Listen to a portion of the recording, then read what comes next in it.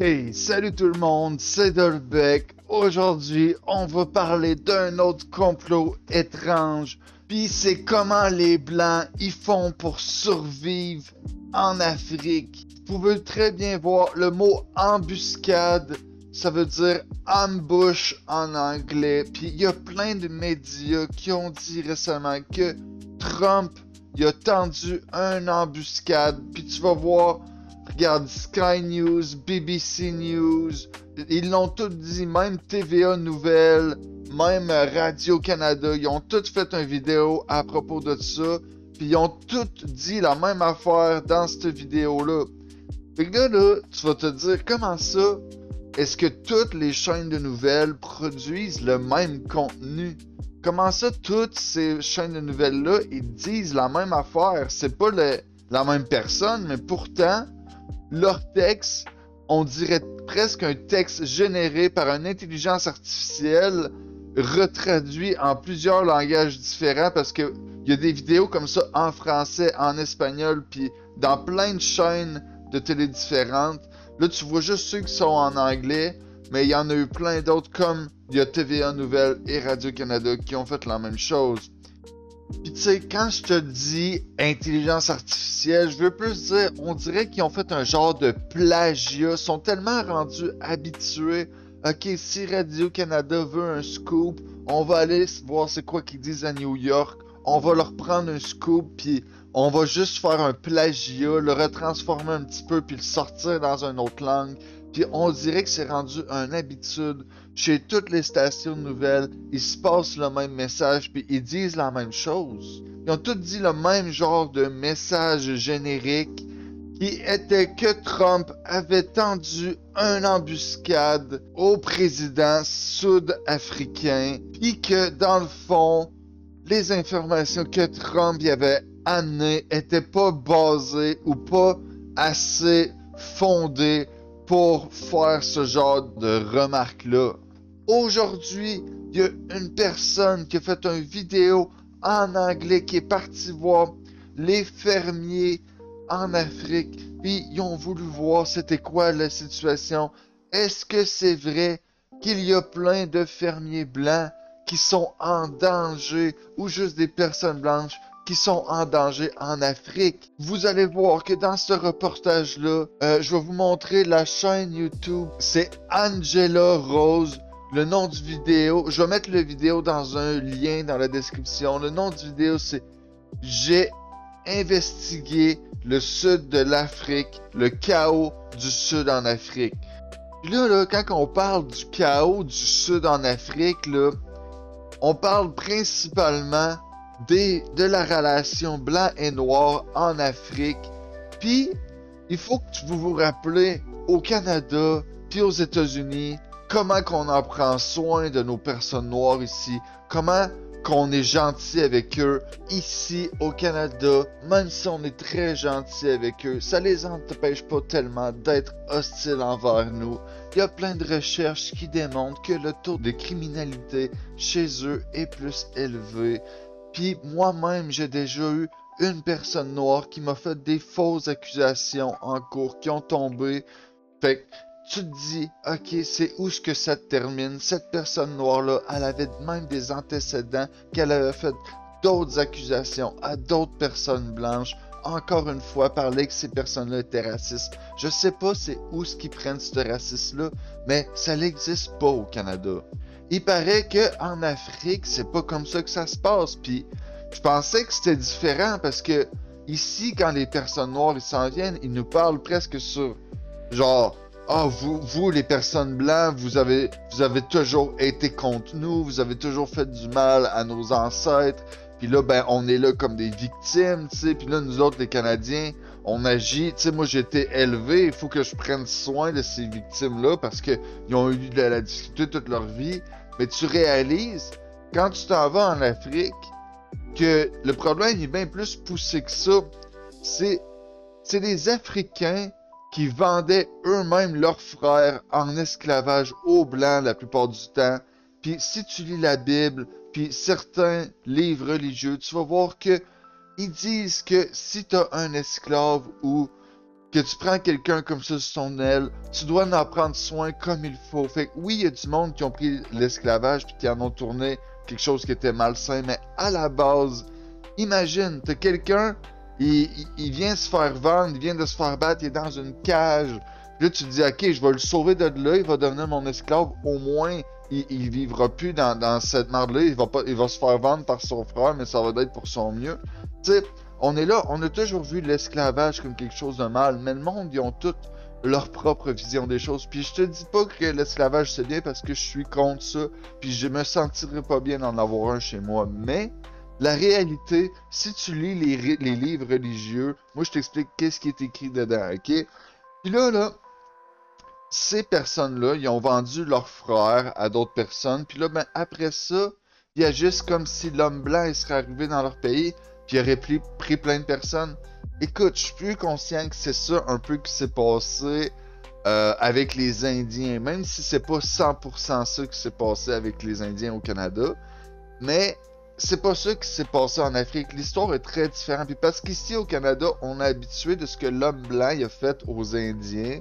Mais on pense que l'homme blanc il a fait la même affaire partout sur la planète. Mais c'est pas 100% vrai, ok?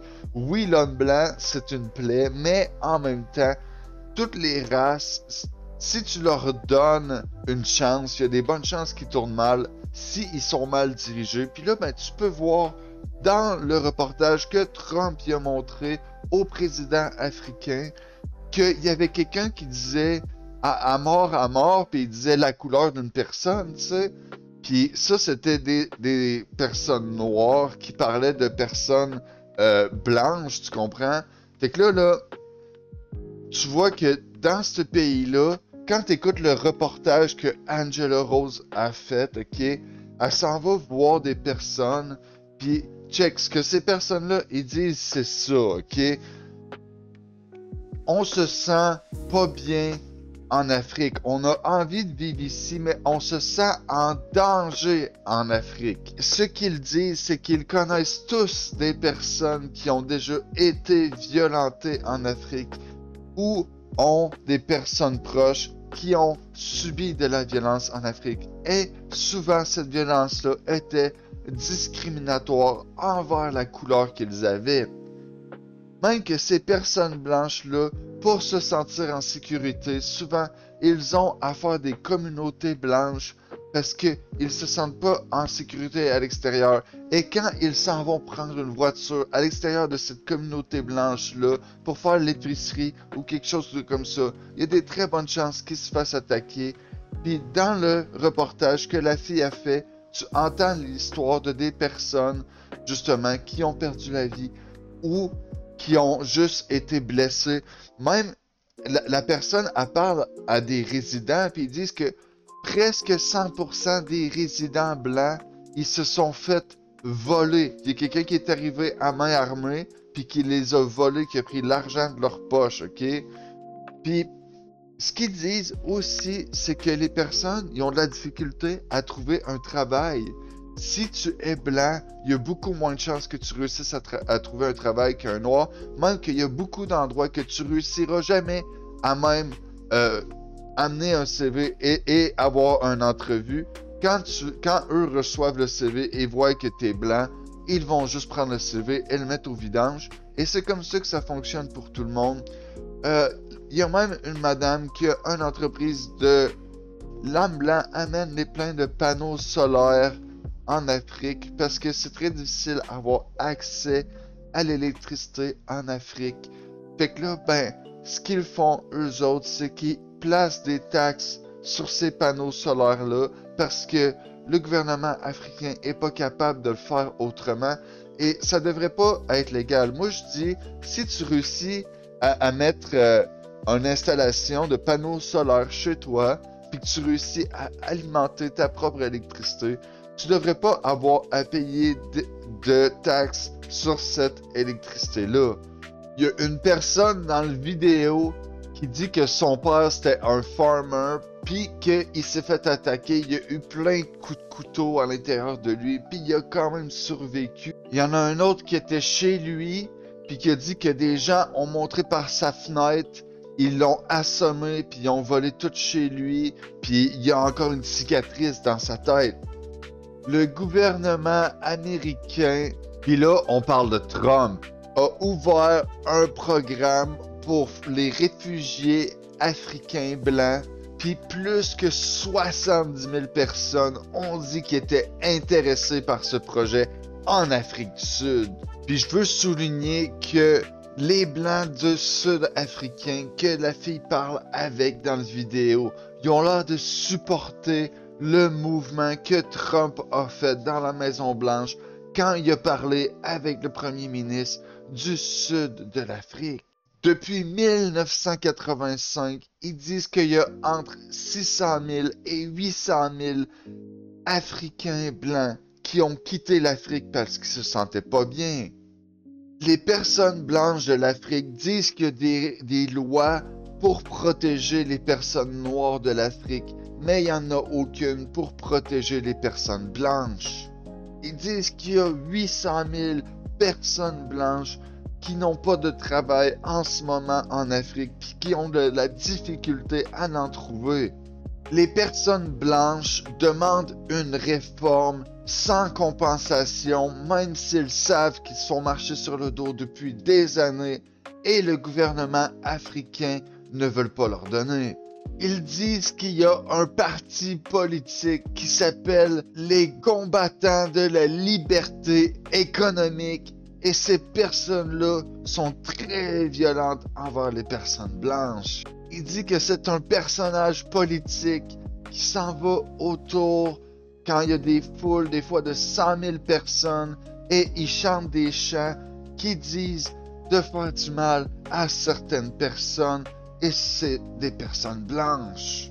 Si tu te promènes dans les rues et que tu demandes l'égalité pour l'homme blanc et l'homme noir en Afrique du Sud, tu vas être considéré comme quelqu'un de l'extrême droite.